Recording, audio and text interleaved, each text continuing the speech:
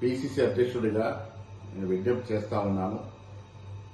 నిన్న మంత్రి గారు మాట్లాడిన విషయంలో ఒక సినీ ప్రముఖుల విషయంలో ప్రస్తావించడం, వారి మనసు గాయపడడం, ఇదంతా జరిగిన పినమట పార్టీ ఆదేశాల మేరకు మంత్రి గారు బేషరతుగా వారు వాడిన మాటల్ని వెనక్కి తీసుకోవడం జరిగిపోయింది.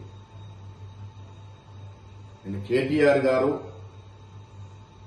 ఒక మహిళ అని చూడకుండా ఒక మహిళా మంత్రి మీద ఒక సోదరుడు సోదరిమణికి వేసే విధంగా పూలారం నూలుకోవు దండ వేస్తే విపరీతంగా చెడు మార్గంలో ట్రోల్ చేయడం, ఎప్పుడో మాట్లాడిన ఆడియో రిలీజ్ చేయడం, ఆ సందర్భంలో క్రోధోక్తులైనటువంటి మంత్రి గారు కొన్ని కామెంట్స్ చేయడం, అంతకుముందు మంత్రి గారి మీద కేటీఆర్ చేసినటువంటి వ్యాఖ్యలు కూడా మీరందరూ గమనించి ఉంటారు.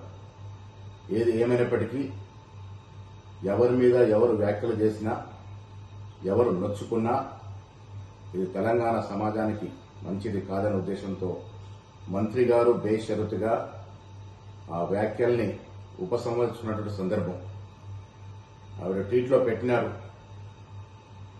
మీరు కష్టపడి పైకొచ్చిన తీరు నాకు ఆదర్శప్రాయము, అలాంటి మిమ్మల్ని నేను అభిమానిస్తా ఉన్నాను, నా మాటల్ని బేషరతుగా నేను వెనక్కి తీసుకుంటున్నాననే మాట చెప్పడం జరిగింది.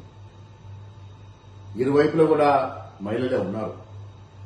మొదటగా మంత్రి గారి మీద కేటీఆర్ చేసిన వ్యాఖ్యలు, పెట్టిన ట్రోల్స్, వివిధ సోషల్ మీడియాలో వచ్చినటువంటి అభ్యంతరకరమైనటువంటి ట్వీట్స్ మీరందరూ కూడా గమనించే ఉండి ఉంటారు.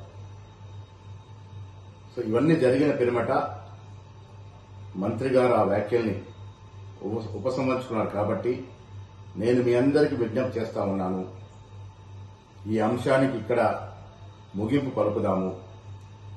ఇంకా దీన్ని దూరం తీసుకెళ్తే ఇరువైపున మహిళలు కూడా నొచ్చుకొని బాధపడే అవకాశం ఉంది. కాబట్టి సినీ ప్రముఖులందరూ కూడా నేను విజ్ఞప్తి చేస్తా ఉన్నాను, ఈ అంశాన్ని ఇక్కడితో ముగింపు పలుకుదాము.